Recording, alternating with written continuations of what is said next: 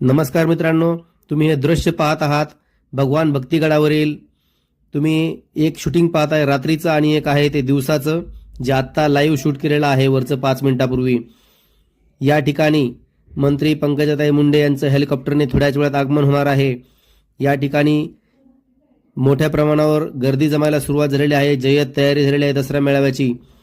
यावर्षी देखील त्यांचे बंधू धनंजय मुंडे या ठिकाणी हजर राहणार आहेत आणि दोघे बहीण भाऊ या दसरा मेळाव्याला संबोधित करणार आहेत. मित्रांनो, यावर्षी बीड जिल्ह्यातील नारायणगडावरील दसरा मेळावा देखील महत्त्वाचा मानला जातोय. नारायणगडावरील दसरा मेळाव्याचं यावर्षी दुसरं वर्ष आहे. मनोज जरांगे पाटील या मेळाव्याला संबोधित करणार आहेत. त्याकडे देखील राज्याचं लक्ष लागलेलं आहे.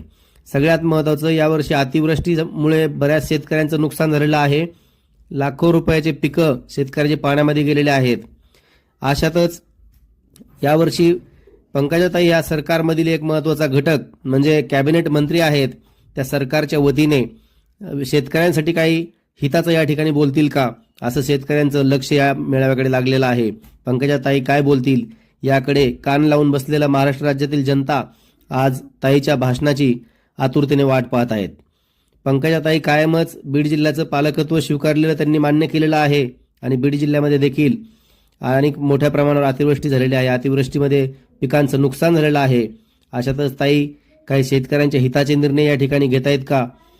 आज शेतकरी एकरी 50,000 रुपये नुकसान भरपाई द्या आणि शेतकऱ्यांचं पूर्ण कर्ज माफी करा अशी मागणी करत आहे. बऱ्याच ठिकठिकाणी आंदोलने केले जात आहेत. शेतकऱ्यांचं नुकसान भरपाई शेतकऱ्यांना मिळणार का, कर्जमाफी मिळणार का, असा प्रश्न या ठिकाणी उपस्थित होतोय.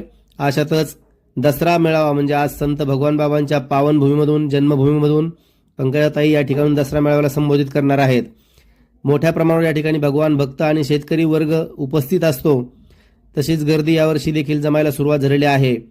अशातच सर्व कान लावून बसलेली जनता महाराष्ट्रभर आतुरतेने या ताईच्या भाषणाची वाट पाहत आहेत आणि थोड्याच वेळामध्ये हेलिकॉप्टरने ताईचं आगमन या ठिकाणी होणार आहे आणि मोठ्या जल्लोषामध्ये हा दसरा मेळावा या ठिकाणी साजरा होताना आपण पाहत आहोत.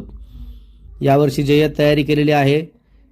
रात्रीचं पूर्ण लाइटिंग आणि या ठिकाणी संत भगवान बाबा साक्षांत पाण्यावरती बसलेले आपल्याला पाहायला मिळत आहेत. यावर्षी गर्दीचा उच्चांक जरी नाही झाला तरी शेतकरी संकटात आहे. ताई शेतकऱ्यांसाठी काय बोलतील याकडेच खास शेतकऱ्यांचं लक्ष लागलेलं आहे. हे दृश्य तुम्ही पाहत आहात.